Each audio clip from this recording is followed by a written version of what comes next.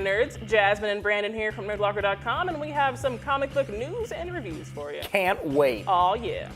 So it looks like DC's gamble has paid off, and the 52 universe is actually, the new 52 universe is selling pretty well.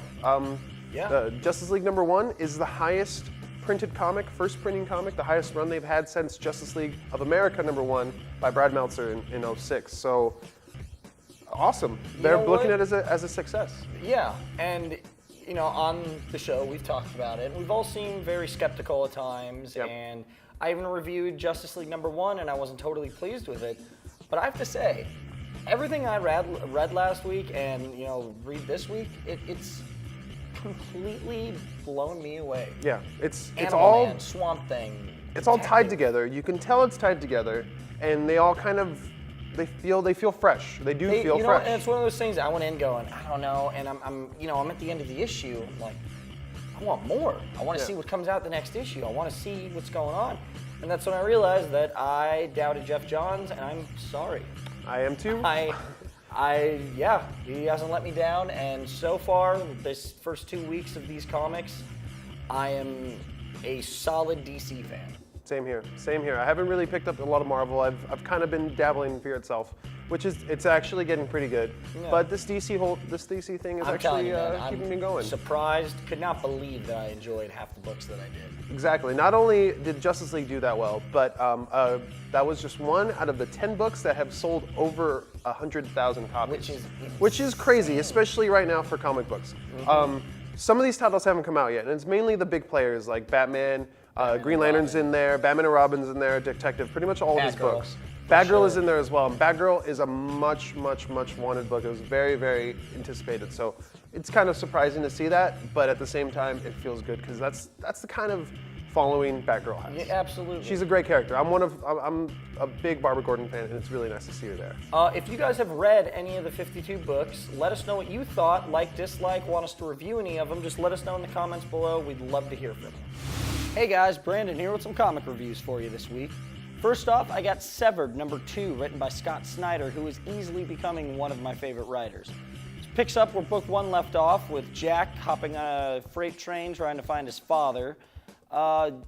Doesn't quite, get what he was looking for, but it looks like that's going to be the main center of the storyline now. I know they introduced someone else the first issue, but that is done, as you will see when you read.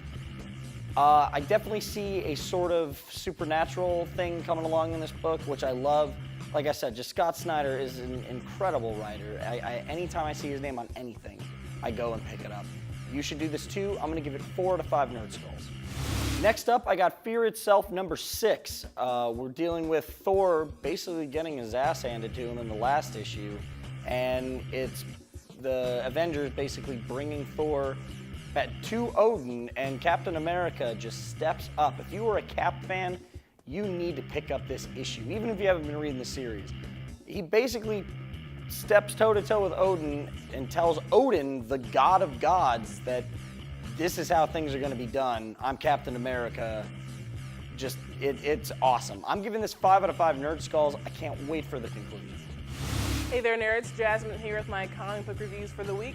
The first one is going to be Buffy the Vampire Slayer, Freefall, Part 1. I never read any Buffy books, so I just figured I'd jump on it and give it a go since it was a #1. It is season 9, and from what I could gather, it was basically Buffy picking up her life after ending all magic and killing the Seed, which was pretty cool. It was an interesting story. It was more of the human side of what Buffy the Vampire Slayer is. She got drunk at a party she threw and didn't remember what she did the night before and was fighting this killer hangover, and at the end she gets attacked by this monster, which really looks like, to me, the demons in this movie, or not movie, book, sorry, were pretty much a mixture of demons and scary monsters from every other aspect of comic books and movies and any other avenue you can think of. So it was funny and it was kind of entertaining to watch. The art kind of threw me off because some panels looked just like Buffy and then some didn't, but it was still Buffy and it kind of confused me a lot.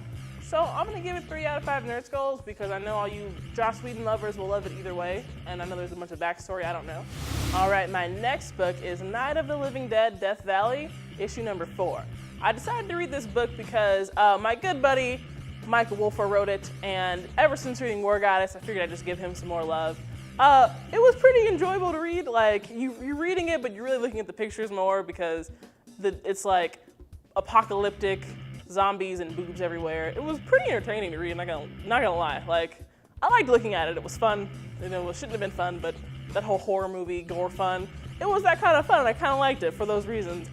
Apparently there are like 8 different Night of the Living Dead titles because no one owns a copyright to it, so everyone can do whatever they want, which I think is pretty cool because this book, for instance, had cults in it, and every issue you can sort of just pick up with whatever's going on, and it's enjoyable. So I'm gonna give it 4 out of 5 nerd skulls.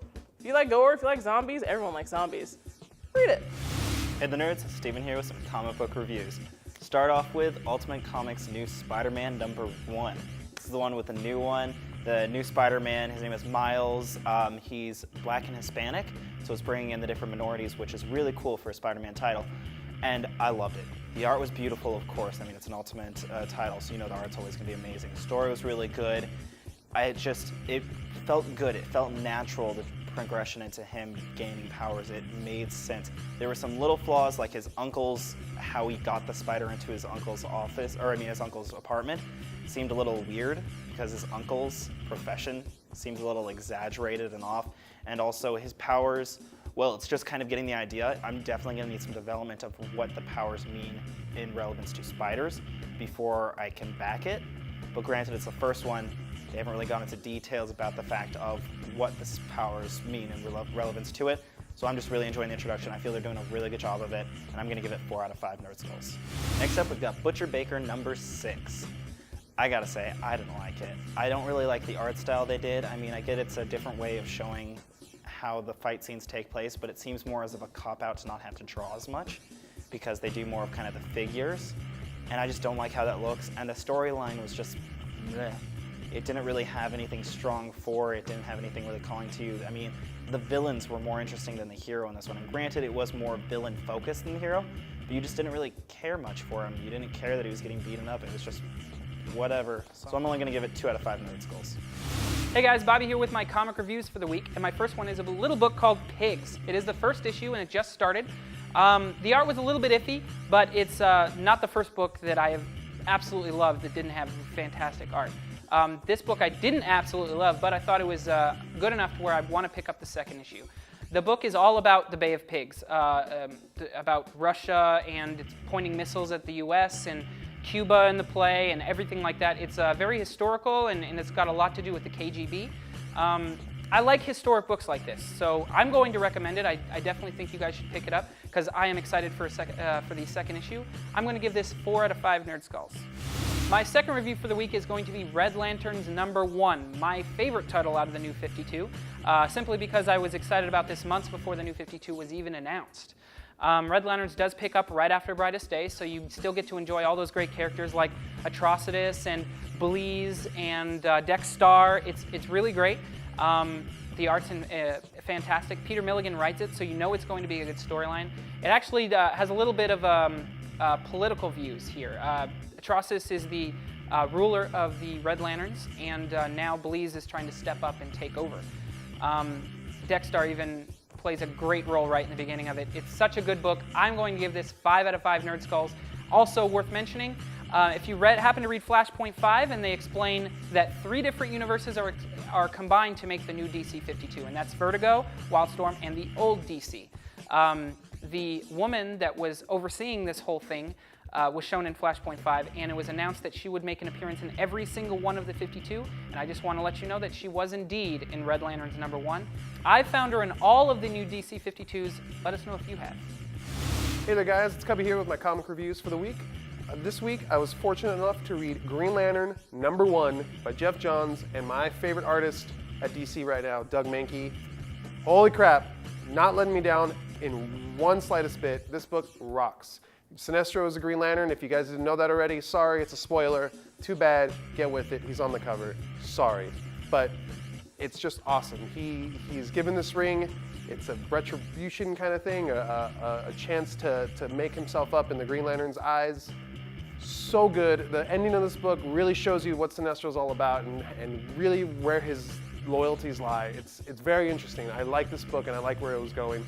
I like everything that it did, Hal trying to acclimatize to not being a Green Lantern and to living a normal life, and how he's really been away from it for so long, he doesn't know what he's doing anymore. He doesn't know how to be a human.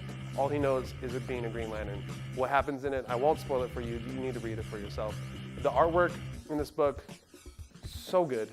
Doug Mahnke's perfect in terms of being able to do great detail and great emotion and just make the whole thing look real. Even though it's comic and it's animated and it's 4 colors, it's not real, it looks real and it looks believable. His Sinestro is one of the best villains in comics, and he's not a villain in this book, so it's really, really cool that he brought that in there. Overall, this book is going to get 5 Nerd Skulls from me. My second book this week is The Infinite #2, written by Robert Kirkman and drawn by Rob Liefeld. I think Bobby did the first one, did the first review for the issue #1. I read it, and it's a time-spanning story with Rob Liefeld on artwork. It looks like it was drawn in the 90s with today's technology. It reads like it was written in the 90s with today's technology. Like, it's not that awesome. It's tried and true time travel. It's pretty much Cable's story. It's like Cable coming back to save Cable, although it's not Cable. It's a guy that looks like Cable but has black hair and not a scar, and he's not a mutant. Like, it's just really weird. It's something that I feel has been around forever. It wasn't really fresh. It wasn't really new. And Rob Liefeld, I mean, he draws a guy who has thighs that are more muscular than mine, and I'm a pretty big dude. I'm not muscular, but I'm a big dude. His thighs are bigger than me. He's like my size, and he looks huge and ripped and buff, but it looks like he has a size 6 women's shoe on. The proportions are just weird, and it's enough to really make you not want to keep reading this book. I mean, he has some great scenes in it. He has some great setups. There's some interesting twists to it, but overall, it kind of just defeats the purpose of a time travel story because none of it makes sense. He goes back to help himself defeat this army, this bad guy that invented time travel. This person invented time travel himself, and he's trying to use this time travel against that person. Really doesn't make any sense. I'm gonna give it until the end of the story arc to see where it's going. I have no idea where that is, and that's not a good place to be in the second issue. So I'm gonna have to give it 2.5 Nerd Skulls, and that's me being generous. All right, guys, that's going to do it for all our comic book news and reviews this week. But until next week, check us out on Facebook, Twitter, and YouTube, as well as nerdlocker.com. And we'd also like to send a special thank you to Maximum Comics for supplying some of our books. If you're a local Las Vegan or if you're just in the area, be sure to check out one of their 2 Las Vegas stores. They're awesome. I'm Brandon. And I'm Jasmine. And we'll see you next week for more comic news and reviews.